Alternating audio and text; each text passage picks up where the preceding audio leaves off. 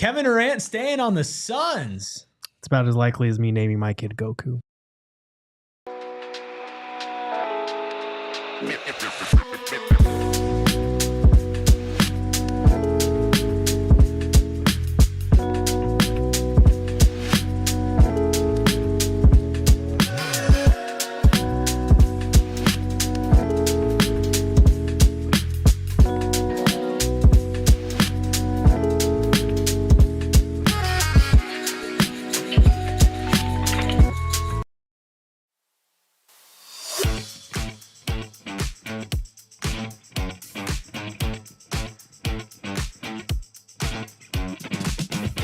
Psychos and sickos unite for another draft deep dive and, of course, Kevin Durant edition of PHNX Suns coming to you live from Studio K, presented by Circle K. Join the Inner Circle for free by downloading the Circle K app today. Terms and conditions apply at participating locations. Visit CircleK.com for more details. I'm Eric. That's Gerald. We got Stephen to my left. The freckled Mamba, Ayrton behind the Mac, making all of the magic happen. But, of course, the most important people, all of you filing in the chat here on a Wednesday afternoon. B, Stefano, Wow Factor, Leo, Plume, so many familiar faces, some new faces as well. All you gotta do, make sure you hit that like button, make sure you hit that subscribe button. We will be going live 5 days a week, every single week, plus breaking news podcasts and so much more, all for you to cover your Phoenix Suns.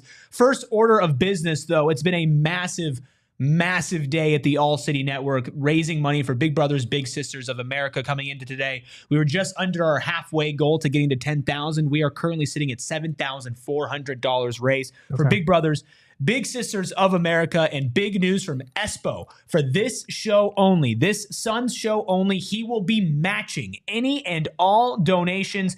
Your donations will go through in the chat. I will be monitoring that. If you want to send a chat afterwards, like a super chat, I will read that as well. Super chats do not count towards donations. There is a donate button right on the bottom. Gerald, a great cause helping out some kids all across the country. Yes, absolutely great cause. It's one of the reasons that we like working here at PHNX Sports is that we get the opportunity to partake in these types of things and invite you to do the same and help out with your monetary donations. So like you said, Espo is matching donations. So let's make our GM pay a lot of money on the show today. We can make Espo go broke, Steven, if we really try hard enough.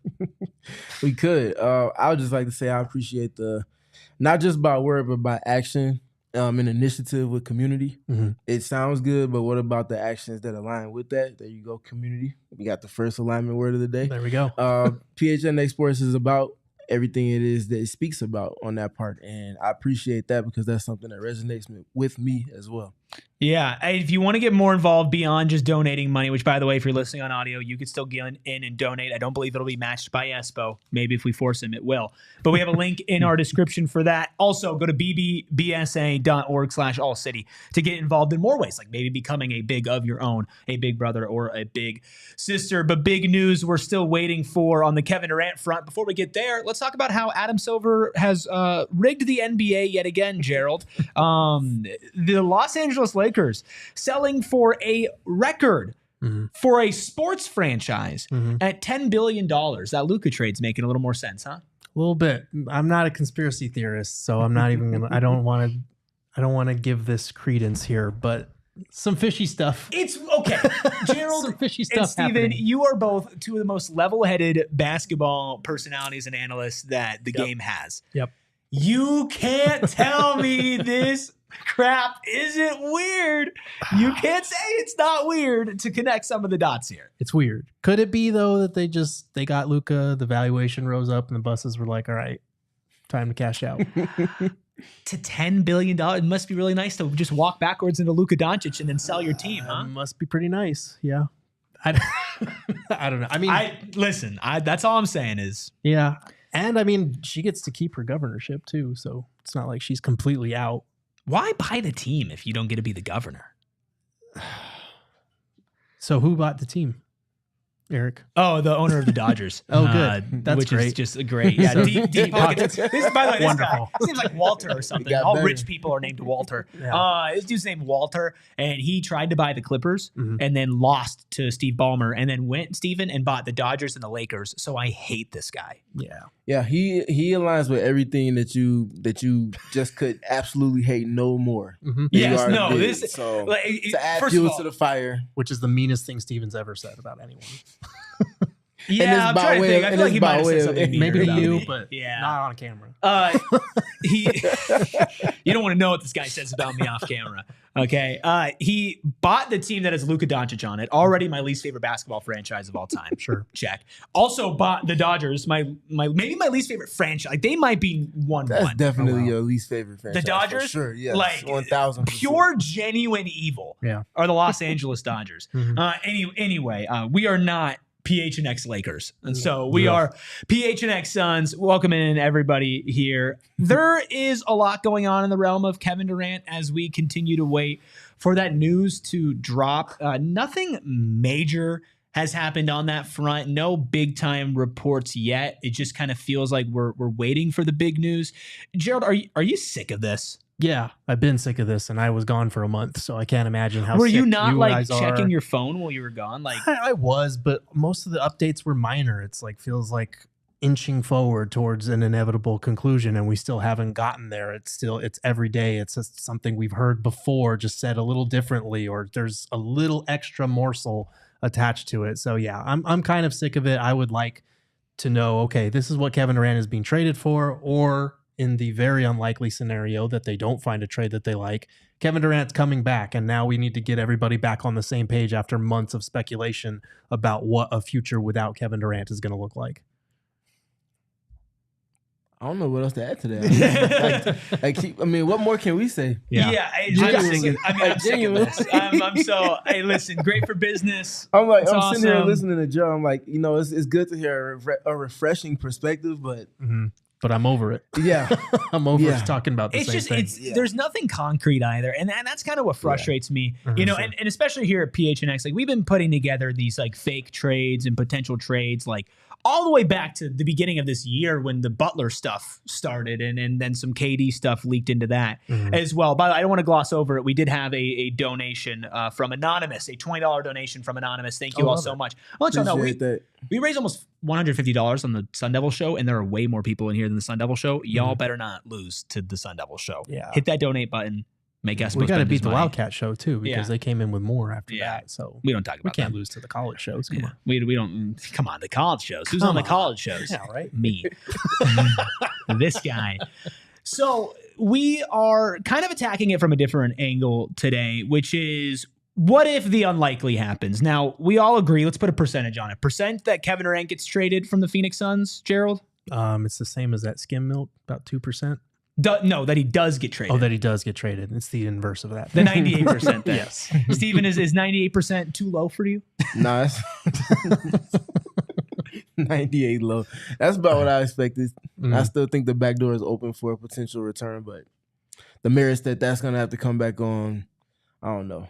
Yeah, I think a return for Kevin Durant is about as likely as me getting a tan. It's just not going to happen. That being said, there was Brian Windhorst on ESPN Cleveland the other day who had this to say about the whole situation. And ends up, Brian. It's a real stare down. You know, Desmond Bane got traded for 4 first-round picks, and I see people saying, "Oh my God, if Desmond Bane gets traded for 4 first-round picks, Kevin Durant's got to you got to get 6 first-round picks." No, you're not going to get that great of a package because the team paying for it isn't sure what Durant's going to do necessarily. And the teams that Durant wants to go to, Houston and San Antonio, for example, they're leery of paying a huge amount for a 37-year-old. Their whole teams are in their early to mid-20s. Right. You know, so you don't have alignment in making everybody getting on the same page. You know, what Durant wants, what the Suns need, what the teams want to pay Right. with the contract. I would not rule out the Suns not being able to get a trade they like and having to make a decision like, do we not trade him at all? First of all, the alignment tracker, check. Awesome, great, spreading out to the national media, but Stephen, bringing up the Desmond Bain thing, saying that the Suns are not going to get as good of a package, and then saying at the same time maybe they just look at this at the end of the day and say, fine, we'll just keep Kevin Durant. What's the benefits for the Suns of keeping Kevin Durant, presumably not signing him to a contract extension, and just playing out his last season here in Phoenix?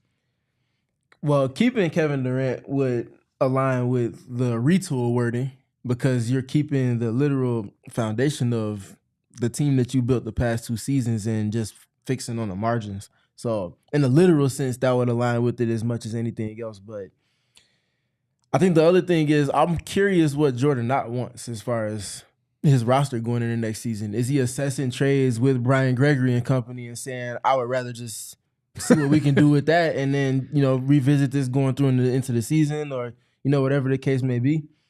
I imagine they would like to just get a fresh deck, excluding obviously Devin Booker, and just rock forward with that. But I don't know. It remains to be seen. I don't think it's out of the realm, and that 2% is kind of the loudest 2% you could get. Michael Evans makes a good point in the chat. Gerald says, "What? They sucked last year." Is there any world where you can actually build a competitive team around Booker, Beal, and Durant? Because it's not just, hey, KD's going to be back next year if he's there. Yeah. You're likely also looking at having Beal as well. There is a world, and there's this naive, probably dumb part of me that looks back at last season and says, what if you had a decent center, and what if you had a decent head coach instead of what you had in Yusuf Nurkic, and then going to Mason Plumlee, and then going to a rookie, and then going to Nick Richards, none of which at this point should be starting caliber centers on a team if you want to win basketball games and be a playoff contender. There's a part of me that wonders, okay, Jordan Knott, if he is the real deal, if he comes in and does a lot of the things that we thought Mike Budenholzer might do, gets them to play faster, gets them to shoot more threes and play a more modern style of basketball, there's a lot of talent at his disposal if Kevin Durant does come back. But at the same time, like we saw under 2 different head coaches, and they were both the wrong head coaches, I want to make that clear, but under 2 different head coaches, we saw this team spiral out by the end of the season. And for me, that's enough to be like, you have to move on. If you do wind up bringing Kevin Durant back, it's because you exhausted your options. They weren't good enough. And at that point, it was like, well, what's the point of even trading Kevin Durant? And at that point, you're looking at him leaving in free agency for nothing next summer, which really hurts you maybe more than getting an underwhelming return now. What's the rule on him signing an extension here? How early after that can you be traded? Is it like 6 months, halfway through the season? Ooh. Because to me, what I'm looking at right now is I don't see a world where the Suns can actually be competitive next year, even with KD. And I don't even look at it as Devin Booker and Kevin Durant together. It feels like you've gone past the point of no return. Obviously, Kevin Durant didn't outright ask to be traded. You tried to deal him behind his back. It's like putting the toothpaste back in the tube. Like that just doesn't work here, right? But you're not going to get good offers for him, or at least that's what we're hearing, is the Suns have no leverage. KD is older, and he doesn't have a contract extension. And that means that he might be able to veto trades or say, I'm not going to go there, and then a team like the Timberwolves loses interest. All these things are on the table right now. If KD signs a contract extension with Phoenix, who has his bird rights, the same as any team that trades for him, and you sign a contract extension and you pay him the most amount of money he could possibly get entering, I would believe that would be his year 40 season. At what point can you trade him after that? Because I do wonder if it gets to a point where the Suns go to Rich Kleiman and go to KD and say, look, we understand that both sides are ready to move on here, but we're not letting you go for nothing at all. And we know that you want your contract extension. Let's work this out and revisit this at the deadline or next offseason. I mean, it's possible, I guess, if we're talking in the realm of possibility and KD is actually back, it's possible, but it's going to be, the longer you wait, the harder it is to trade Kevin Durant, even if you do lock him into an extension and he's got more on his contract. I think that would maybe make it easier to trade him, but at the same time, you're getting a worse return at that point because months have passed. Everybody knows that you've been trying to trade this guy for probably over a year now at that point. So I don't know. It's tough. I think you really want to get a deal done within the next week if you are trying to trade Kevin Durant. That's what it seems like for me too. It feels like the longer you wait, the less you potentially get in return, but also the less likely that you're able to push something across the finish line, given the the inevitable nature of his contract just simply expiring. And naturally, if you're the Suns, the last thing you want is to get absolutely nothing in return for someone that could even get you, even if it is just multiple picks or multiple pieces that you can kind of retool with. I wonder if some of the concerns about Kevin Durant would be eased if they see him, continue and maintain his level of play into next season. And I know it's kind of tricky for the teams trading for him too, is, you don't want to empty your war chest for somebody that you just don't know if he's going to be able to maintain. But you look at KD's stats and you look at how he's been over the last 5, 6, 7 years. I mean, sure, he's had definitely better seasons than his past one. But if you watch the tape, especially Stephen, if you look at how he's moving, he's not moving like somebody who's going to be 37 this year at all. Not even a little bit. He hasn't moved that way. At any point in his career, he feels like he's been ahead of what could be anticipated for a player with his size and his stature. And I think that the thing that's going to probably hurt more than anything, though, is the age part, because that's what we continue to hear about, the age. People say less about his actual on-court product because he was just all NBA caliber yet again in his age of, 37 seasons. So it's just what he does, and people are just going to point at the age because that's the only hole that you can kind of poke at in terms of weaknesses with him right now. Yeah, I would say, like Kevin Durant, we know he's going to still be at an all-NBA level until possibly the day that he retires. Yep. Like him and LeBron are the two main outliers in NBA history that have continued to produce at all-star levels this late into their careers. There's nobody that comes close to those two in my mind. The issue, obviously, is availability for me, and that's tied in with the age. Like, you look at the last few seasons, the first full season that the Suns had Kevin Durant, he played 75 games, and that was fantastic. And the Suns were the 6th seed in the West because of it. Last year, he misses 20 games, and we saw what the team looked like when he was not on the floor. And that's why we keep pointing to the difficulty of a Kevin Durant trade is if you are trading for Kevin Durant, you have to have the right infrastructure to where the pieces that you're giving up do not cripple you, to where if, like the Suns' position, if Kevin Durant is out, you're in real trouble. You have to be a team that already has a built-in base that can afford to trade for him, and that if Kevin Durant is off the floor, you're still a good team. You have to be a Kevin Durant away from contending for this trade to make sense, and that's why he hasn't been traded, despite the fact that he's still a top 10 player in the world, despite the fact that he's played 75 and 62 games over the last few seasons. You just have to worry about how many teams can pull this trade off. And how many teams, if he, misses 25, 30 games, can afford to shoulder that burden when he's out there? I like what Thon said in the chat. Shout out Thon. Always consistent in He's here. been around the last couple of weeks. He came around when Gerald left. Oh, he's been around for longer than that. Was he really? Oh, yeah. Okay. Yeah. Thon says, the question should be, can the Suns win the title if they keep KD? If you don't think they can, then they should trade him for assets, right? Keeping Kevin Durant might make next season better, but Stephen, you're also then kind of pigeonholing yourself and pushing down this rebuild and kicking the can down the road. I think it would be fun if you felt like you could field a competitive roster, but even if you fix some of the things that Gerald mentioned, the coach, which you hope they did with Ott, or the center position, it's not a championship team. It might not be a championship team, but it will be a step in the right direction. But is it worth doing the right direction if it means that you're maybe just inevitably staring at the wrong direction as soon as he leaves then anyway, and maybe leaving for nothing? Facts. Yep. Because that's the main thing too, because I don't know if he would even sign an extension to be here. I think if he stays for some reason this season, which again I think is extremely unlikely, would he want to hit free agency at that age too? Because there's some counter leverage there, Gerald, of like, hey, you might not want to go sign a contract extension in Minnesota, right? But we won't sign you to a contract extension here. And maybe they're the only ones who are really wanting you and are willing to offer that. Are you going to test yourself and with your injuries and with your availability, turn down a contract extension, guaranteed $100 million+ for the next couple of years of your career? Yeah, that's tough because it depends on how these trade negotiations shake out. Because if you're banking on the guaranteed money and signing that extension, you're banking on, okay, part 2 or part 3 of trying to work with this team to trade me is going to have to go better than it did last time, or I can just take matters into my own hands and I'm Kevin Durant. Somebody's going to sign me to who I am. A 1-year or 2-year max deal. So I think for him at that point, maybe he doesn't have as much incentive unless he believes that he could actually stay here, because we should bear in mind, like Kevin Durant did want to stay here. Like maybe, his name being volunteered in trade negotiations without his say so has changed that. But this guy wanted to retire here. He wanted to play here. And I think he's as bummed as anybody the way that this last 2.5 years have worked out. If you can go back in time and you could change history, would you have the Suns not shop him at the deadline? Yes. Yeah. Would you if stop him there him, but still try to trade him this offseason?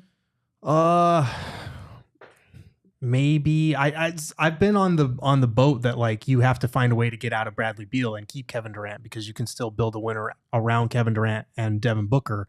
The problem is Bradley Beal. Maybe that's not realistic, but it does kind of feel like they moved on to, okay, we got to, move on from Kevin Durant a little too quickly. And at the trade deadline, if you're going to do that, you have to pull the trigger on the deal. Yeah. You can't let that sort of thing fester because now you're in this situation where you're less than a week away from the draft and you still haven't figured this thing out. Yeah, that's the thing for me with it. I don't know. They just kind of back themselves into a corner. For me, it's less about the Durant part of it. It continues to be about the Beal part of it. Mm-hmm. If you don't get yourself involved with that in particular, that changes the trajectory of everything. Yeah. In terms of the roster being built around Durant and Booker, what you can do with the pieces around them in terms of maneuvering trades and things like that. It just gets tough. And one of the questions in the chat, I can't remember who it was. Someone asked about Tim. If the Suns can contend for a championship going into next season. I'll probably say there's like a 10 or 15% chance. And that's higher than I thought you were going to say. There's a little bit of Durant still potentially being around that's involved in that. Obviously, that drops if he's not around anymore to probably like 10 or 5%. But I think there's a chance. It's a chance. I mean, we just saw the Indiana Pacers go up against all the odds and get there this season. And we saw the Knicks beat the Celtics, albeit the context matters. Mm-hmm. If a few things shake in your favor and you hit a hot streak, maybe the continuity, everybody's hashtag aligned from the start of training camp through the finish line. Mm. We've seen crazier things happen before. Jordan Knott's winning Coach of the Year on this trajectory. I mean, yeah, listen, man, if the Suns are competing for a championship next year. I mean, that definitely means that Otto's in the Coach of the Year conversation, and that means that Gregory is an Executive of the Year. And that Devin Booker is probably an MVP candidate, especially if we're banking on Kevin Durant being traded. The only way I think that they compete is if they have an MVP candidate and they fleece somebody in a KD trade, or for some reason Kevin Durant comes back and wants to retire his son. I don't know. That's way too convoluted even for me. And I'm crazy. Like, that's way too much even for me. But I appreciate Black Mesa in the chat donating $5 to Big Brothers Big Sisters of America. Once again, Espo is matching that. I'll be honest with you, chat. I expected a little bit more from all of you. Respectfully, this is a great cause, and Espo's matching. So if you don't do it for the great cause, do it to cause Espo pain. Financial pain for Espo is on the line here. Donate. We are 75% of the way of our goal to All City's $10,000 goal across all networks. And guess what? We're only at Wednesday, which means we're going to smash through it. But make sure that you help do that. Make an impact, especially for those of you that are diehards that are here every day. Like, this is something that we at All City, we've looked at and we said, this is something that aligns with what we're trying to do in the community and making the community better. And just $5 can then be turned into 10. And that $10 can help change a child's life, especially a child that needs it. Any money will do. $1. You don't have to drop super chats or anything. There's a donate button down below. Again, raised about $150 on Sun Devils. I think they raised more than that on Wildcats, scum of the earth. And we wanted to pass that on Suns because there are a lot more people in here, so we should be able to do that pretty easily. So thank you all so much for hitting that like button, hitting that subscribe button. There's a lot of Kevin Durant conversations that would just be retreads and things that we have talked about and mentioned before. So what we're not going to do is dive into the same 20 things that we've been talking about the last couple of days. What we are going to do after this break is we're going to get into our draft big boards. We have 3 different big boards for you. Our top 5 players for the Suns if they trade up in the draft. Our top 5 if they stay at the end of the first round at 29. And our top 5 second round prospects. We're going to get you to those. Plus, we have a special guest playing musical chairs with us. You're going to want to stick around and see who it is all after our first break. If you love Wendy's classic Frosty flavors, congratulations, you have taste buds. But now they have some big news. There's all new Frosty Swirls and Frosty Fusion flavors that you can get in either chocolate or vanilla. It's the same creamy treat you've always loved, now with a flavor refresh. So what are these new flavors? I'm glad you asked, Gerald. We've got the Frosty Swirls have strawberry, brownie batter, and caramel. And the Frosty Fusions have Oreo brownie, caramel crunch, and Pop-Tarts strawberry. And not to mention, if you're just plain, you can just go get a vanilla one as well. But make sure you get some French fries on the side. Dip those babies in there. Okay, that's just some game that I'm putting on for you. Are you a Pop-Tart strawberry freak with a sweet strawberry sauce and chunks of crazy good Pop-Tart pieces? Or are you a strawberry swirl girl? These are answers that you have to come up with yourself. Anyway, whatever flavor you're craving, Stephen, odds are they got a Frosty for it. So clock in for sweet treat time anytime, including midnight or later with Wendy's all new Frosty flavors. Refresh on a classic. Stephen, it's got to be Wendy's. At participating U.S. Wendy's, hours may vary by location. Get a Frosty to cool off because my Lord, it's hot outside, and that means I know that all of y'all energy bills are going through the roof. And did you know that nearly half of your energy costs come from cooling and heating? With summer here, it's time to get smart with your savings in APS with a smart thermostat. They work with your APS rate plan to maximize comfort and convenience while minimizing energy costs. If you have an APS time of use plan, use your smartphone or device to automatically adjust the thermostat to take advantage of lower cost off-peak hours. APS customers may be eligible for smart thermostats for as low as $0 when you enroll in the APS Cool Rewards program. If you're not sure how to install your smart thermostat, don't worry about it. Freestyle also available at the APS Marketplace. Find instant rebates, discounts, and special offers on smart thermostats, energy-efficient appliances, and more at marketplace.aps.com. You must be an APS customer and pay shipping and taxes. Other restrictions apply. Go to marketplace.aps.com for more information. Plume in the chat donating $50 and make Espo pay. Anonymous donating $50 as well. Look at that. We just raised $100 plus the donations that we had earlier in the chat from Black Mason, and I believe there was another anonymous donation. Feel free to claim them as well. Feel free to send some chats in. Thank you all so much. That's a crazy comment from Go Suns. It's about to pop up on the screen here. But we appreciate all of you for donating. We appreciate all of you for supporting a good cause. I'm going to be very annoying about it, but I promise you it's for the right reasons. Usually I'm annoying for the wrong reasons. It's just true. Hey. Just kidding. You haven't been around the last month. You don't get to say that. You can't. You're not allowed to be sick of me yet, Apology from this brownie batter boy. Are you a caramel crunch crazy or a strawberry swirl girl or a brownie batter boy? Like I'm a cookies and cream king. Oh wow! There we go. Are we have to I don't know if that's true. Are we going to have to petition Wendy's to make a cookies and cream Frosty? Because that sounds delicious. It does sound good. Yes, we need to. Absolutely. Yes. Okay. 1,000%. Maria, $20 from Maria. Hey, yes. Let's appreciate go. you, Maria. Yes. Thank you, Maria. We Welcome are back. speeding. Mario Not Bros 2 says, all I heard was that SBG was the Cream King. Audio cut off. Oh, no. Uh-oh. Cookies and. Cookies Seek and. help, Mario. HELP. Clip it. We got the Cream King here and the guy who wants me to the buffet. All right. Oh, no. Just my podcast co-host. Sean says, Steven's like, oh, you actually want me to answer that? I already did it. What you mean? Right. I said the thing. Oh, well, Killer X says he'll donate $50,000 if Espo's going to match it. He didn't say that there was a price limit. I literally said, I told him in our meeting today when he said this, I'm like, we're going to try to bankrupt you. Mm-hmm. So do it for Espo, do it for the Cream King, do it for PHNX Suns. That's exactly how this I turned to him and said, I want to actually bankrupt you. Like, I want to cause you financial misfortune. Like, let's do it in the name of Big Brothers, Big Sisters of America, huh? Espo's going to need a big brother after we run his pockets. Okay. And Eric's gonna need a new job. He's running his mouth. Listen, if y'all donate too much, we might all need new jobs. Okay. You guys want to talk about the draft? Yes, that's what we're here for, right? Okay, let's do that. Let's start off with targets for the Suns if they trade up. Now, Gerald, you have not had a chance to talk about the draft with us yet today, so I'm interested to see some of the names. Espo says, hey, Eric, how much do I owe? Espo, you won't believe this. Somebody donated $6,000. Better sell your car. So get used to that. Espo, I think you're sitting probably at around $250. Okay. $250-ish, maybe $300 that you owe right now if you're matching. So It's doable. yeah, I'm not nearly enough. Right. It needs to be so much higher. Right. We haven't inflicted enough pain. Statrix. Statrix. Is that a mix between Stat and Matrix? That's a good name. Okay. Donates $20. All right. Thank you all so much. Thank Espo you. is just going up. Mhm. Just going up. Okay. We got some MVPs in the chat. We do. Mhm. We absolutely do. But are there some future MVPs the Suns could draft if they move up in the first round? Gerald, let's just start with you. Let's get the 5 names that you're looking at in the first round that the Suns could target during a trade up, whether it is they get the 10th pick or maybe something else. Yeah, I kind of threw a couple in a different range here, but number one for me is Kaman Malawak. This is a guy that shot about 78% at the rim and like 89% on dunks.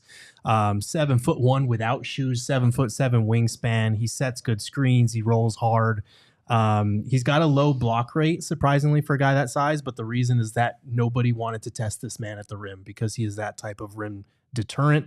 So he's very high on my board. I think he's probably going to go in that 8, 9, 10, 11 range. So if you are trading up and you're the Suns, you're probably targeting a deal with the Rockets at number 10, with the Raptors at number 9, maybe with the Nets if you loot them in as a third team, number 8. But there are a couple options there. You're probably going to have to be at the end of the top 10 if you want to get this guy. Love Malawak. I'll get to mine in a second. I have some overlapping names with you. Malawak is my number one, though, Stephen. When we talked about him, this is the type of center that, A, plays into what Jordan Ott has been trying to say, good at rebounding, good at defense as well. There's some offensive concerns as far as touch goes, but at 7'2" and very raw, new to basketball as well, relatively speaking, I think this would be a home run investment for the Suns if they can snag him at the end of the top 10. Yeah, for sure. Malawak is clearly a positional direct addressing of a need, a dire need at this point, quite honestly. Adds size in addition to athleticism with the youth that he comes with as well. One of the skills me and Eric talked about over the last couple of weeks with big men in particular is how well do they backpedal like a free safety in football in that sense and drop coverage. Rarely does he allow for his man on the roll to get behind him. And on occasion when he is even with that player, he's able to deflect any type of alley-oop passes. He's also good with his hands in terms of taking away the pocket pass too. Little things like that I think are translatable to the NBA level and naturally coming from a power team or a power excuse me, I was about to say power franchise. a powerhouse Blue blood. A blue blood team, yes. That's what I'm getting at. Literally in the literal It's okay, sense. Mr. Cream. Is that what it was? Cream King? So anyways, Is that what you were? Being able to address center through the draft, I think will help take a weight off of their shoulders and potentially allow for them to go elsewhere with things they look to get in return in a potential Durant trade. Yeah, I want to go through the rest of your board, Gerald. Let's just go through 2 for 5 because I think we got some overlap here. So let's get through all of our 5s and then maybe talk about the names that we have in common and then the names that we have that are different. Yeah, so number 2, I've got Carter Bryant, archetypal 3-and-D wing. There are concerns about how little he did play at Arizona, but he has the skill set to be a 3-and-D wing in this league. Danny Wolf, he's kind of an unconventional pick, kind of a facilitator, playmaking type hub. Does have a turnover problem and some decision-making things to iron out, but he is a unique prospect. If you're looking at a big, Cedric Coward, another 3-and-D wing. He tore his labrum at Washington State 6 games in, but he is a draft riser for sure. 6'6" with a 7'2" wingspan. And then Neat Clifford, he is going to be in both categories for me in a trade-up target and a potential guy you could get at 29 if he falls, because honestly, outside of the top 8 picks, it's kind of open season on where some of these guys might land. So I've seen him from everywhere from the late teens to the mid 20s. But I do like Neat Clifford. He's a late bloomer at Colorado State. Very, very good player who did a lot of different things there. I like the names. I think Danny Wolf is probably the most divisive on there. There's always room for a shooting bigs, some athleticism concerns. That's why he didn't make mine, but I'm assuming that's not like a top 10 pick. That's like if you trade up like the late teens, early 20s. Yeah, he's probably going to go in the late lottery. So I wanted to spray some targets all over the board here because Wolf is it depends on traditional fit. Situational fit for him. Ideal for a dual big lineup if you are trying to run that out there. Stephen, who are your top 5 trade up targets in this year's draft for the Suns? Yeah, I'm starting with Cedric Coward and start here. I can kind of work down from there, but with Cedric in particular, 6'6" with a 7-foot wingspan, also has an 8'10" standing reach. He has the physical tools to be elite on the offensive end in terms of scoring at 3 levels, being able to do so on his own terms, not needing to be set up. But he's showing potential in being able to set others up off of the attention that he gets as a primary creator. has questions about his playmaking, but not for himself. It's for others that he's kind of working through. And I think that's something that you can build off of. Also, in addition to the 3 levels, he's also a high free throw rate generation guy, playing downhill, getting to the rim, and generating those opportunities, playing through contact. Also very, very efficient and productive in the post as well. Has some bully guard, bully wing about his game that you can kind of build into an offense with Devin Booker as well when he's on the court or independent of Booker. So that helps for sure. And then on the defensive end, elite metrics in terms of what he can be. Can probably come into the league guarding 1 through 3. Some of the smaller forwards he can probably do his job with as well, being able to switch. Has some good feel and instinct that he's working with as well on that end of the court. So I'll kick it to y'all on Cedric Coward. I like Cedric Coward a lot. Yeah. We kind of had a love affair of just talking over his tape and everything. Literally 5 seconds. I think he's a certified top 10 pick if he played more this season. There's so many good building blocks and pieces, Gerald, and I know that's why you had him on your list as well. Let's go ahead and just take a look at my list here really quick as we round out the trade up target. Cedric Coward coming in at 5 for me. I do have Malawak at 1. I love the positional fit with Malawak. And then I've got Yegor Demon, or I like to call him Igor Demon because that's way cooler. It's like 6'6", 6'7" point guard who's developing a shot. This is somebody that I just see a lot of potential in growing with Devin Booker. And I think if you're going to draft somebody a little bit higher and you are going to go with a guard, getting a bigger guard and somebody who can be a future backcourt mate for Book is a pretty high priority. Carter Bryant in there for me as well. If you know that I'm high on Carter Bryant, then you know that it's real because I don't like the school he went to. Yes. Only name on mine besides Yegor that y'all don't have is Asa Newell out of Georgia. 6'11", just an absolute beast running at the rim. Now, he's been mocked a little bit everywhere. I think this is a trade up to the early teens, maybe at the highest you could take him is 10. I don't know if I love that, but his knack for getting to the rim and his size is something that definitely is intriguing. Cedric Coward at 5. That's pretty much tied with Colin Murray Boyles. 8 in the chat, very mad that we don't have Colin Murray Boyles. He was my first omission. I actually do like him. Obviously, there's the Draymond Green comparisons that everybody keeps bringing up. I think those are a little strong, but I do think the defensive instincts are there. I think the way that he processes the game is encouraging. The lack of a shot is a concern for me. But yeah, he was my first honorable mention. Just missed the cut in my top 5 if you're going to trade up there. Yeah, I do this. The lack of shooting is a little tough, especially because of, and Mario says it, Murray Boyles has done 2.0. I don't know if that's like an exact 1-to-1 comparison, but I don't know if those two guys offensively are fits to play on the court together. And I want players that can play with my current young core. Again, we're going to do more draft coverage beginning of next week. Let's keep on going kind of rapid fire through here before we have our special guest join us. Let's get into our top 5 for the Suns if they stay at 29. And now this can be all over the place. I'll start with mine this time because the boards have been all over. So coming in at number 1 for me is Rasheer Fleming. This is somebody that if they slip, I don't think he's at 29. I think he probably ends up going like 20-ish range, anywhere from 18 to 25.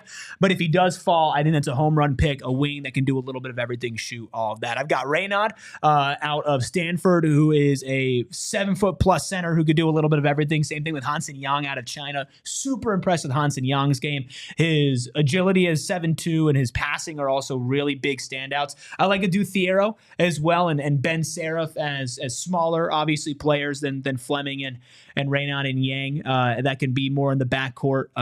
Seraph, probably the rawest prospect out of all of those, but maybe the highest upside with some of his playmaking. But scoring is a problem. Any overlap with your 5, Stephen? Just a little bit, but in the kind of rearranged order. The top of my list in terms of picks at 29 starts with Nick Clifford for me. Talking about a plus-size wing that can score at all 3 levels, do some creation with the ball in his hands as well, be effective off it, and also do a lot of things on the defensive end that will help to build a boat around the defensive process.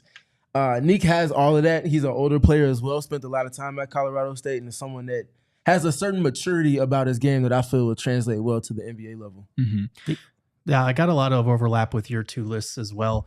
Mine, I have Walter Clayton Jr. If he's there at number 29, I have a really hard time passing on that guy because that dude just was the dude for Florida. Like, unbelievable shot making, and maybe it doesn't translate as well to the NBA level as it does in college, but there's just a certain it factor about him. And even defensively, I know he's a little undersized, but he's strong. He competes on that end. At the very worst, I think you're getting a guy who can be a high impact scorer off of your bench, kind of one of those microwave guys. I also have Nate Clifford pretty high. If he's there, I have a hard time passing on him. He's a late bloomer. He's 23 years old, but he contributed across the board, both ends. Good scorer. Raynaud, I love the idea of giving Devin Booker finally a legitimate stretch 5. There are some concerns with him, but 7 foot big, 9'2" standing reach, can attack closeouts as well. And I think that's important for a stretch big to have. Then I've got Rasheer Fleming on my list as well. Dude has a 7'5" wingspan at 6'8". Like, that's absurd. And that's the exact type of frame you should be targeting to put around Devin Booker. And then I've got Tiero. I would have him higher if not for the shooting concerns. Like, he's Big muscular. concerns. He is maybe the best athlete in the entire draft. We kind of already did that last year with Ryan Dunn, and I don't think Tiero projects as the same defender that Ryan Dunn will be. So I don't know if you can have that many same archetypes without the shooting. I'll say real quick, the Walter Clayton Jr. point. We talked about this before we hopped on.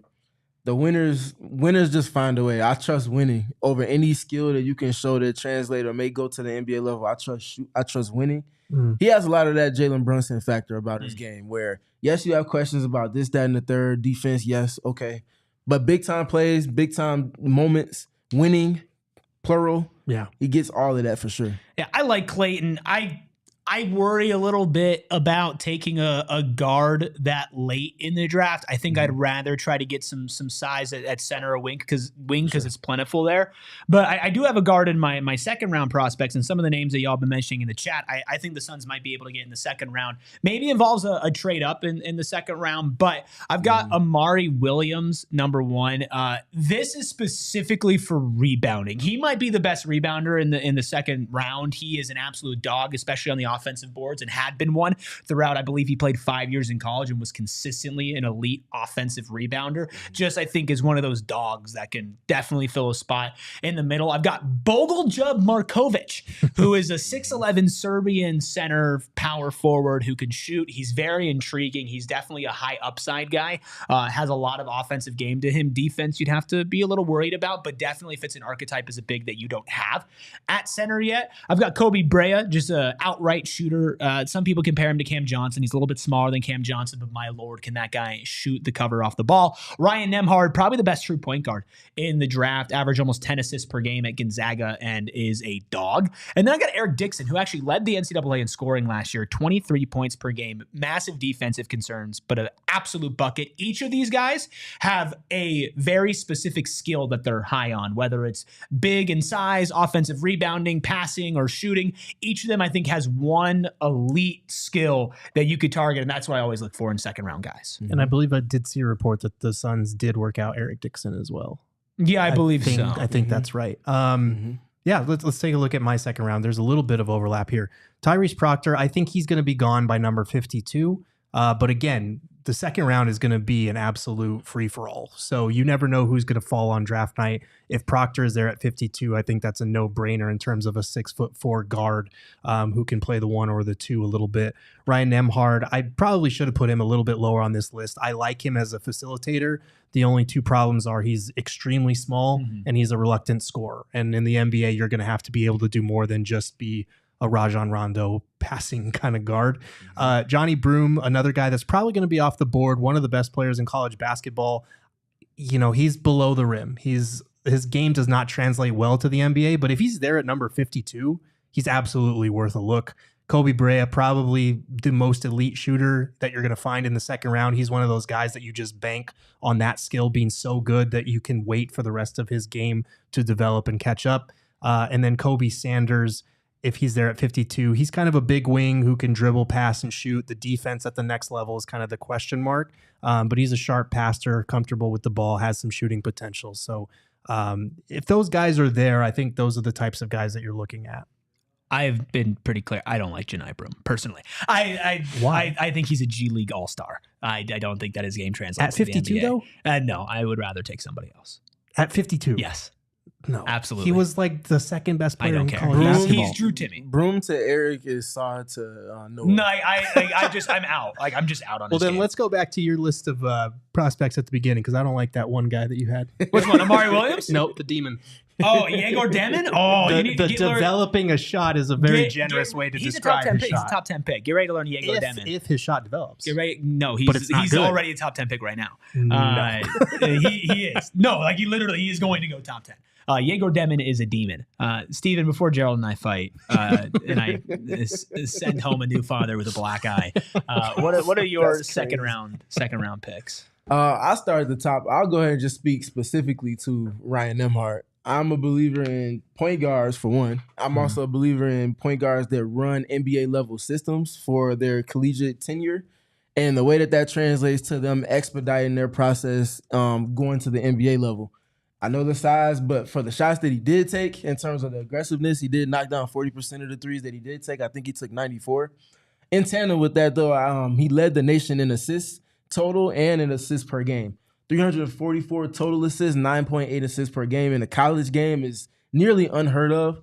Also had 1.7 steals, so there's an activity level that comes with this defense that could be similarly akin to his brother. Dude is a hooper, just a flat-out hooper. Great feel, understands how to run a team, understands how to set a tone from the point of attack on defense as well. I think he's a player that might take maybe a season or so for his impact to hit the NBA level. And he's not without flaw for sure, but I think that he's a kind of a piece that you can invest in and expect for it to hit down the line for you. You also have two other names that we don't have in Jameer Watkins at 3 and Elijah Martin at 5. What do you see in them? Wings, wings, wings. Yep. That's the best way to put it concisely. Wings that do things, pass on defense, do some of the blue collar effort things on defense with athleticism, and then on offense can put the ball on the deck, but also knock down the 3. Yeah. I like your list way more than Gerald's. Gerald sucks. I was gonna say I feel the animosity. I'm kidding. I just don't like. It's not even Gerald. I just don't like Janai Broom. That's just me personally. I get that I'm probably lower on him. He's than most going to people. go in the 30s probably. That's fine. If he's there at 52, you take him. No, it's great if he's somebody else's problem. I don't want him. Okay, he's a second round pick. He has We a can 30-point game talk coming about against the Janai Suns this Broom. season, for We can sure. talk about Janai Broom when our special guest joins the show because it is a musical chairs day here at All City, which means we're going to have Steven step off for our last segment. We will have a special guest come in. Before we get there, I want to shout out Leo. $30 donation to Big Brothers Big Sisters of America. Big shout out to Appreciate you, Leo, who is always here every single day and now also helping as well to Big Brothers Big Sisters of America. Everybody help us bankrupt Espo as well. We'll be talking about more college prospects with a special musical chairs guest, and we'll do it right after this break. Bye, Steven. Say bye to Steven, but hello to double the amount of points on your Mountain America Credit Union card. That's right, baby. A rewards credit card that gives you double the points through now to July 31st. It's perfect to watch the points pile up while you pay for gas, diapers, groceries, travel, home projects, and all other purchases. The promotion, it's an easy way to stretch your dollar, which we all need extra help with right now since you earn twice as many rewards. But what can you use those rewards on? Well, that's a great question that you asked. I think you're very smart for asking that. You can use it on gift cards, travel rebates, and event tickets as well. For a limited time only, take advantage while you can. Details at macu.com/double. The guy who's joining our show here in a second is distracting me off screen, but don't get distracted because your loans are an approved credit. Offer can be changed or withdrawn at any time. Limited time offer, terms and conditions, well, they do apply. Also, let's say that you're talking crap to somebody about Janai Broom and you don't believe in Janai Broom. And Gerald, let's say I want to bet you about Janai Broom and the amount of years that he spends in the NBA. We can VMe it because now there's finally an app that you can bet on anyone with anything at any time. And VMe is a proud partner with PHNX to launch a brand new way to bet. Wagers can be for money or for free, and they can be about anything: sports, video games, fantasy matchups, golf games, poker nights, push-up contests, who chugs faster, who has the biggest Janai Broom fandom that you can possibly imagine. Listen, it's all there for VMe. Listen, no more chasing cash. I don't trust the Venmo guy. Neither should you. With VMe, send a bet, and all the money, it's collected up front. There is no skirting. There's no getting out of it. You are going to be Held to the right standards. I can't do this. Okay, if you're listening on audio, I can do it. You can download the VME app today and play, and make sure you use code PHNX, available on the App Store and on Google Play. VME, anyone, anything, anytime. It's a Dally Man joining PHNX Suns. I just want to give a disclaimer for that VME read. What's that? At the start of it, you said you can bet on anything or anyone with anything, and that you can't do that. You can't bet. You can't bet with like a turkey. Right. Okay. Hey guys, Shane is here. Shane, for those who don't know, the original producer of PHNX Suns, now the head of production, producer of Southwest Bias with Espo, renowned AI baby generator, and also the producer of PHNX Sun Devils. That comes in third on your resume. I want to give a quick disclaimer. Something horrible might happen with the Phoenix Suns while I'm on the show. Why? The last two shows that not the last two shows that I produced, but I produced the Dallas Mavericks explosion in Game 7. Oh no! I produced the Game 7 collapse against the Nuggets. Okay, Game 6. Game 6, excuse me. And I have other qualifiers. Well, one time I was on a Cardinals show, and that was the Cardinals show where they lost in LA in the Apparently, playoffs. you got Justin Martinez hurt. No, I did not do that. That's a lie. This is perfect. Kevin Durant's going to get traded for scraps. Kevin Durant traded for Shane Diefenbach. Wow. I didn't realize we could make the salary smash. So we have Congrats, 10 minutes to avoid calamity. Yeah, 10 I would minutes. have rather got drafted to the U.S. Army than that. Okay, Thon says you guys brought a DLLS guy. No, this is PHNX. This is like a founding member of PHNX. He was producing the Suns show for those games, not the DLLS show. Founding father. Okay. With a PH. With a PH. That's pretty good. We should make that. I'm not on that all. list. You are a college basketball sicko, are you not? Mm-hmm. Okay. Can we talk about Janai Broom? Okay. Let's just say, well, I don't think we need to talk about Janai Broom because I don't think. No, I think we need to settle this. He'll be gone. He's not going to be at number 52. But if he is at number 52, you take him. No, thank you. You I'm take good. him. I wouldn't take Janai Broom with the 60th pick. That's crazy. Yeah. Well, there is no 60th pick. Yeah, exactly. So you don't have to worry about it. I wouldn't take him. Can we spend our time? I mean, I know you guys spent time talking about Just trade settle up this options. debate. Yeah. Settle the debate? Yeah, just at 52? Yeah, at 52. You take him. I don't like Janai Broom. I don't like you. Okay, that's you. fine. You don't have to draft me. Vindication with a mustache. I think that you have this weird idea of Janai Broom because somebody close to you in your life enjoyed watching him, and that person that is close to you, very close to you, you don't like very much. Are you talking about myself? You. Okay. Yeah. And I think that you have a skewed view of him. Are we going to rehash our beef over Auburn? No. We don't really. There was definitely beef. No, there was, but you don't need to refire it because it's never the fire's eternal. That's true. Like it's forever. Okay. Hunter says I'm correct on Yegor Demon and. So you Janai like Broom. Yegor Demon? Yes. I don't either. Yeah, I'm just like I don't. And what's the other? If the shot develops, he Yeah. absolutely is a top 10 pick. Yeah. I don't think the shot's developing. No, I don't and think if it is, happening. it's going to take a while. Right. Shane, what does the AI baby say about Janai Broom? Yegor Demon is you know what Yegor Demon is? Right. Hold on, crazy comp here. I hate player comps, but I'm doing it right now. He is a European Scoot Henderson. No, he's not. So beat Krejci. Yes. He's no. beat Krejci. Okay. He's a 6'8" point guard who can't defend and can't shoot. What's yet. the Illinois kid that is he has a Like foreign name? Yakalonis I like or him something like better that? than Yegor Demon. Niederhauser? No, that's not Niederhauser. The guy with 3 names? Okay. Michael says, what show is this? This is the PHNX Sun Show. Thanks, Michael. Make sure y'all donate to Big Brothers Big Sisters of America. Yes. That's why we're doing musical chairs. If we get to $1,000 by 4:00, I'll shave my mustache. Wow. Oh, wow. We have about $900 more to go. That's been a staple of PHNX since its founding. Shane will shave his mustache. By the end of the show? No, by the end of the show. 4:00. We're staying live till we get 4:00. 1,000. By the way, Aiden says I look like Vic Krejci. Do you? That's been something that's been said before. I love that people are just like now, just like the chat is uniting and being like, bro, that dude was so tough. I love that guy. I mean, Vic? Sort of. I don't see it. Don't use that picture because he looks like a punk rocker for some reason in that picture. Maybe if like But my yeah. head got like smashed a little bit, Maybe. like it's more like of a rectangle. Right. His head is. I just can't my see it head's now more that of you a have square. facial hair either. Yeah, I Throwing guess the whole if thing I was off. if I was clean shaven, Just throwing the then whole that would thing maybe off. look differently. That's why I actually grew the facial hair was because I hated being compared to Vic Krejci. That's fair. Should we ask him an actual draft question? Yeah, since we I have think him so, on? maybe. Shane, if you're at 29 for the Suns, do you have some I hate players? the idea of being at 29. Okay, you? can Why? we give you some of our prospects at 29? You can tell me if you like them or Yeah. not. Rasheer Fleming. I think so. One player that I've warmed up to more and more is the idea that's been mocked everywhere and everybody's favorite, and the people that know ball are opposing, and the people that don't know ball love is Walter Clayton Jr. Okay. I've been opposing it for a very long time at 29 because of the idea that he's a scorer and you don't need another guy that's going to shoot a bunch. However, it's come to my attention that players can change a little bit. Oh. And I think the idea of Walter Clayton Jr. being a facilitating scoring point guard, facilitating more first, could actually be really fun.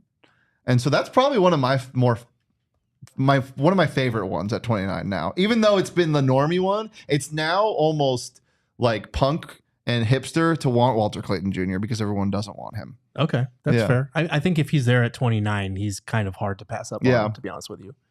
Who else? Let's see. Well, you kind of What about skipped out on Nick, Rasheer Fleming. Neek Clifford. Neek Clifford, Where's Colorado State. Oh Colorado yeah, State. he's not going to be there. He's a late bloomer. I think he'll be gone as well. I think he's going top 15. I really like What that about Reynaud? dude, Maxime Reynaud makes me want to die. Yeah, you don't like him, do you? He's because I've seen him, I've watched him for 4 years, Yeah. you know, Pac-12 guy, Mhm. now ACC guy. Yeah, he's improved slowly over time. He's developed the jumper. His footwork's always been pretty good, but there's nothing that he does great. And that as a center is horrible to me. Like I would much rather take a flyer on, again, I think he's probably gone, but the kid from Georgetown that was hurt at the start of the year. Thomas Sorber. That only played like 10, 15 games. Sorber's good. I like Sorber. Yeah. I don't like Sorber. Wow, really? No, I don't. I'd take him over Reynaud. Well, yeah, I think that's But I just obvious. don't Well, think yeah, he's there at I mean, 29. I think he'll be gone before Reynaud. Ooh, Aiden, speaking my language. Give Kalkbrenner? me Ryan Oh, yeah. Kalkbrenner. They Yeah, worked him well, out. that's something we haven't talked about as much today. What is it about Ryan Kalkbrenner that you like so much at 29? He's a pro like center. Like he's always played like that. He's the thing I like about him and what I like about specific prospects from college hoops is when they just elevate parts of their game and people aren't excited because they have this new thing. Like he didn't just develop a 3-ball out of nowhere. He didn't just like he improved on his shooting and he stayed true to who he was his entire time at Creighton and he stayed there. He was always like yeah, you had guys come and go from Creighton that were the drivers of the offense, but he was always kind of the heart of that team because of what he did on the defensive end and the offensive end. Whenever you saw a team play Creighton, they always game planned around him, not their guards that could score, because you can't just like assume you're going to get your way in the paint when you have a guy that is the size of Barney the dinosaur down there Right. with his hands straight up. He's kind of like I think Sam Vecini of The Athletic compared it to like Luke Cornett in terms of Yeah, the I've seen shooting didn't translate for Cornett, but if it does for Kalkbrenner, he's a Yeah. guy that is an elite shot blocker, and if he can add that shooting to it, I mean that's a problem, and that's a good pick at 29. Someone who will definitely probably be there. And his stroke is confident too. Like Yeah. he's got a really confident shot. Love a confident stroke. Okay. I knew you weren't going to be able to leave that alone. Why? I can never Are you do like it. this on Suns too? Yes. I called Stephen the Cream King. Was that what I He called him did. today? Call him the cream. That King. sounds Cream like something King. you didn't need to bring up again. No, I Probably mean, not, I but did. it's out there now. Would you draft Carter Bryant top 10? I would draft Carter Bryant at 7. 7. Yeah. 6 probably. Carter Bryant is I think Carter Bryant. Carter Bryant's outside of the top 5 is my favorite player in this draft. Outside of the top 4 maybe. So Dream you're next to not, book? You're not worried about the fact that he didn't start that many games or play that many minutes? No. Because Okay. I sadly watched a lot of U of A this year, and I always was one of those guys clamoring for more Carter More Bryant minutes. minutes. I remember when I was at Section 7, the high school basketball tournament that goes on in Arizona every year. Last year, 2 years ago, Mhm. whatever year it was, watching him play. Yeah, last summer. And I was infatuated with his game because not only as a high schooler, borderline high schooler, college freshman, did he see the game in like total slow motion, but he also had this calmness to him that he always brought on the court. And that carried over to college, which is so rare, Right. especially in environments that they played at. I remember him playing in these big games against Duke, like his face never changed and he always remained stoic, but the game always remained calm. Like he was always I'm going to let the game come to me and see what I see. Like people that look at Carter Bryant right now and probably wonder why he's mocked so high are looking at his numbers. It's like 8 points, 6 rebounds, whatever. Right. And he can do all of that. Like he can impact the game a ton with having just those statistics, but like his game is going to elevate so much. His potential so high that none of the stats that are shown in the box score show up defensively what he does also. Right. And he's a great communicator. Like to me, he does everything right. And the fact that people thought he was going to even consider coming back to U of A blew my mind. Yeah. If you are watching on TV, the party with the deli man, the mustache behind the Mac, usually always continues over at gophnx.com. Sadly, the mustache is staying. Looks like you're keeping your mustache, Shane, which is sad. Still time to get in donations, y'all. We really, really want to up these donations for Big Brothers, Big Sisters of America. We have just a couple more questions for Shane before we leave here. What do you think about Cedric Coward? What's the highest trade up? What's the highest you would draft Cedric Coward? I think he's going to be one of those guys. First of all, that it's draft day. Well, wow, a week from Today. Holy moly! That's why we're doing the show. Yeah, that's crazy. Hello. He's going to be one of those guys on next Wednesday, that goes and you're like the whole day leading up to it is going to be like, oh, now he's going to be pick 12. Now he's going to be, and you're like, whoa. And he's going to go way higher than people think, I think. 29th.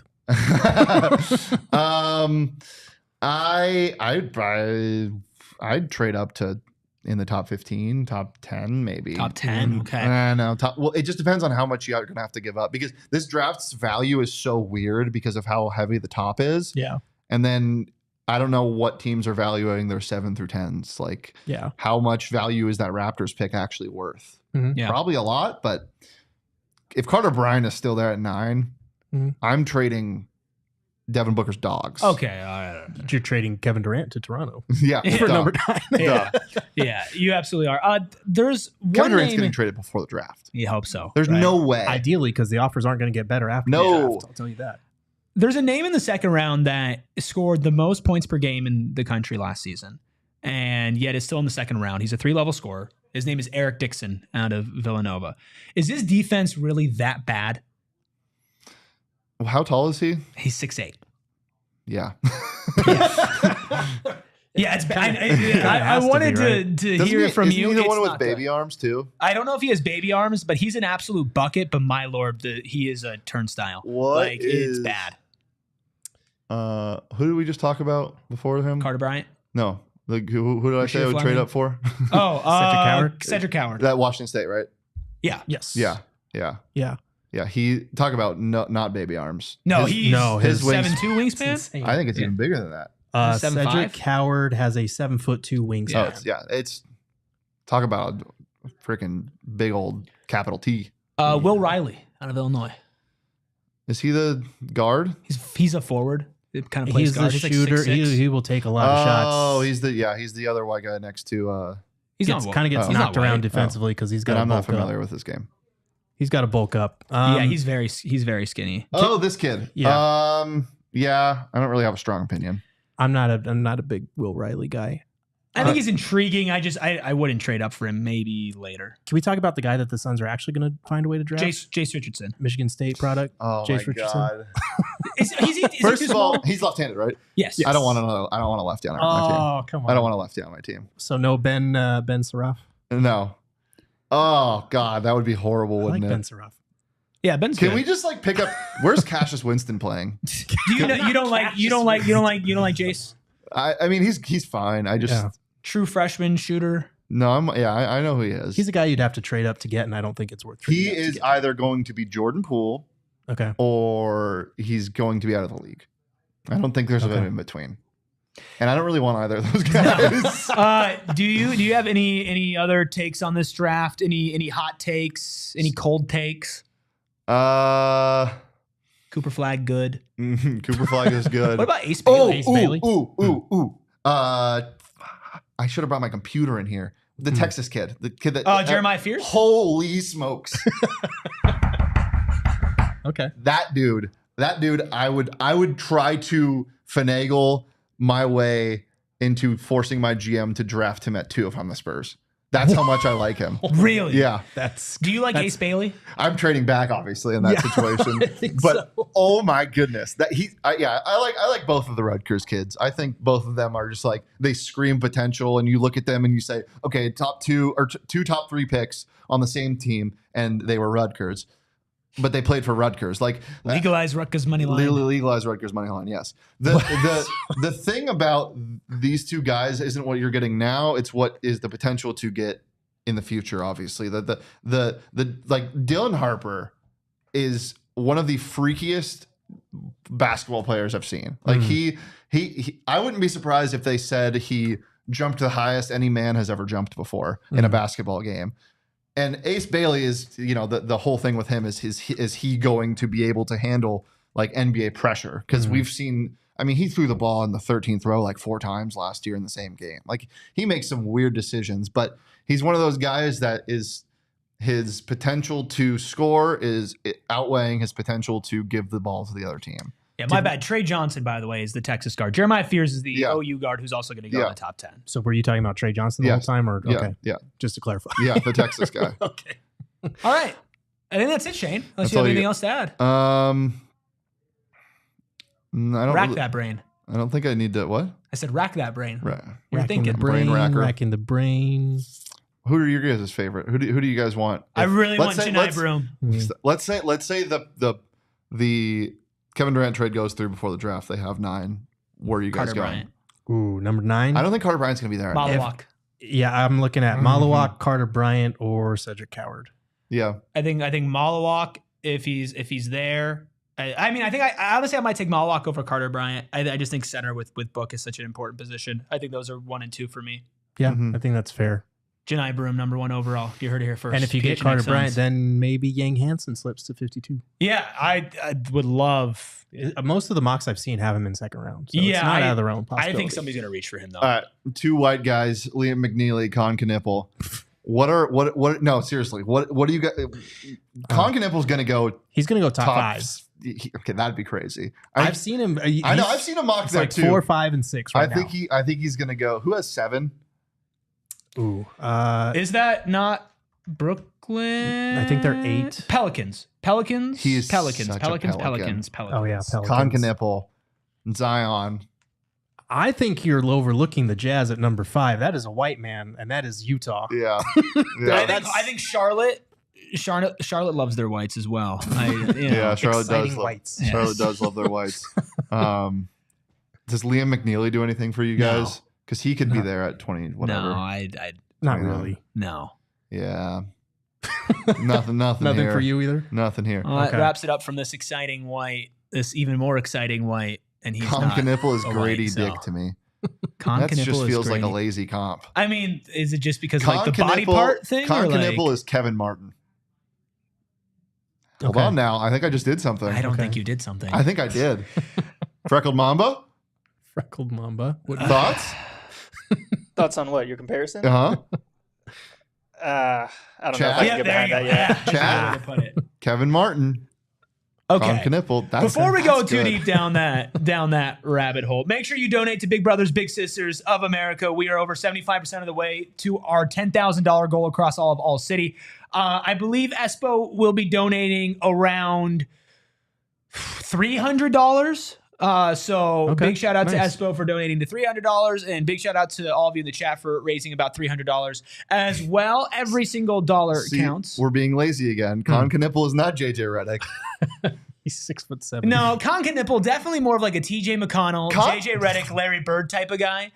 First in the gym, last out. Con Knippel is Kevin Martin. Tweet it. And you can find that tweet from Shane at Shane Deef on socials. You can follow us throughout all of the Kevin Durant trade saga and beyond at PHNX_Suns. That is on Twitter and on Instagram. You can follow Steven, don't call him Steve, at StevenPG3. He is heading back home for his mother's birthday, but also will be covering the Mercury while he's out there as well. So make sure you stay tapped in with that. You can follow Gerald at Gerald Bourget. You can follow me Devin.